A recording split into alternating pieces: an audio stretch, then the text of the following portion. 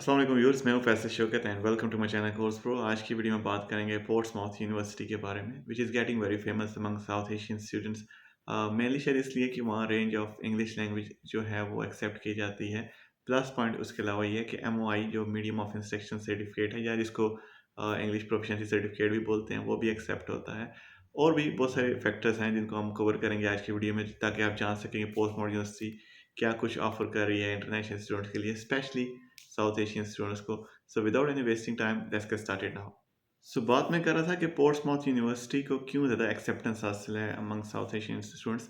उसकी एक वजह शायद उसकी इंग्लिश लैंग्वेज रिक्वायरमेंट भी है।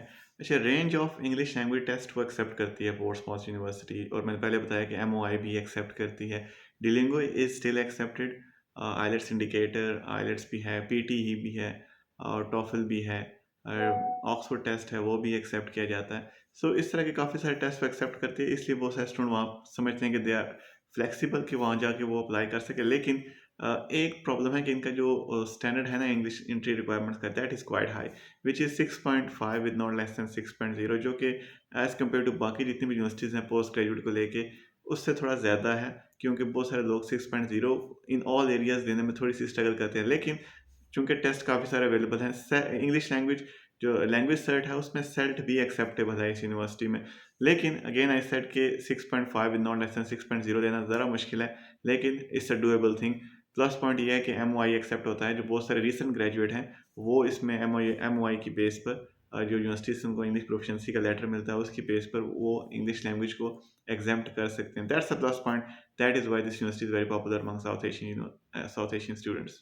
फिर साथ ही अगला क्वेश्चन होता है लोगों का कि इनिशियल डिपॉजिट कितना यूनिवर्सिटी मांगती है, विच इज़ क्वाइट रीजनेबल, क्योंकि आपका 13,500 इनिशियल डिपॉजिट है, काफ़ी अफोर्डेबल है। उसके अलावा अगला क्वेश्चन इज़ दैट कि आपको रिमेनिंग इंस्टॉलमेंट्स कब आपको पे करनी है।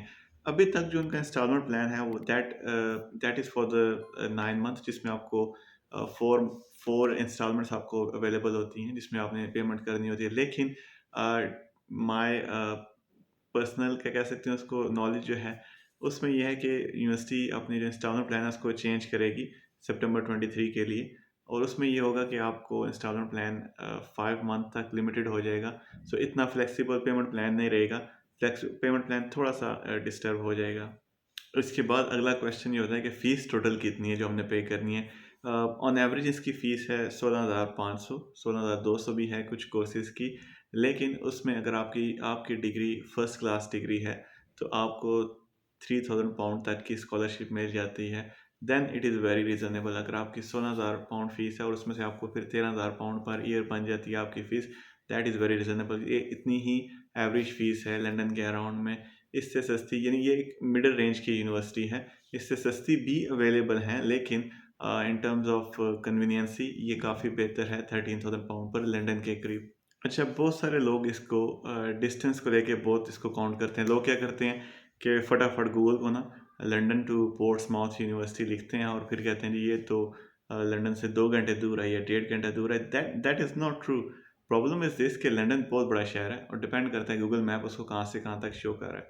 लेकिन कुछ कॉर्नर ऑफ द लंदन ऐसे हैं जहाँ से आप इसको देखेंगे तो आपको सिर्फ 49 मिनट्स, गिल्डफोर्ड से ये सिर्फ 50 मिनट्स दूर होगी।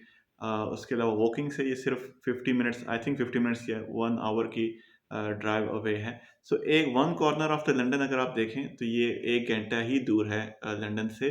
लेकिन आप other corner of the London देखेंगे तो आपको ये फिर 2 घंटे लगेगी या मे भी ज़्यादा, क्योंकि ऑब्वियसली आपको पूरा शहर क्रॉस करके ट्रैवल करना है विच इज़ क्वाइट इनकन्वीनियंट। लेकिन ऐसा है कि गूगल में मत देखिए इसका डिस्टेंस, हमेशा आपको यूके में post code to post code distance देखना चाहिए और उस हिसाब से पोर्ट्समाउथ यूनिवर्सिटी बहुत फीजेबल है लंदन अगर आप रहना चाहते हैं। आई मीन लंदन के एक कॉर्नर में अगर आप रहना चाहते हैं तो आपके लिए काफ़ी फीजेबल होगी। बहुत सारे लोगों का एक क्वेश्चन होता है इसकी लोकेशन को लेके कि लोकेशन बड़ी ऑड है, ऑकवर्ड है।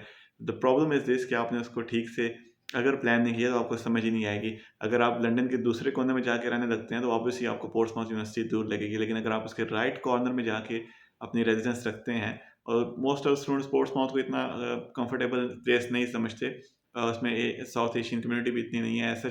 अब थोड़ी होगी यूनिवर्सिटी की वजह से, लेकिन अदरवाइज इतनी कम्युनिटी नहीं है तो लोग लंदन रहना ही पसंद करते हैं, स्पेशली जो लोग स्पाउस के साथ जाते हैं। They like to reside in London. लेकिन अगेन आई एम सेइंग कि आपका राइट कॉर्नर आपने चूज़ करना है ताकि आप पोर्ट्समाउथ यूनिवर्सिटी से ईज़िली ट्रैवल कर सकें। सो व्यूअर्स, ये थी आज की वीडियो। होपफुली मैंने पोर्ट्समाउथ यूनिवर्सिटी की तमाम इंपॉर्टेंट इन्फॉर्मेशन आपको दी। अगर कोई रह गई है तो आप मुझे कमेंट करके पूछ सकते हैं। इंस्टा पे मुझे ज़रूर फॉलो कीजिएगा, इंस्टा पे मुझसे पूछ सकते हैं। फेसबुक पे ईमेल करके भी, और व्हिचएवर चैनल, जिस भी चैनल आप से आप मुझसे राब्ता करना चाहें, मुझसे पूछ सकते हैं। ये थी आज की वीडियो। उम्मीद करता हूँ आपको वीडियो पसंद आई होगी। इसके साथ ही मुझे दीजिए इजाज़त। अल्लाह हाफ़िज़।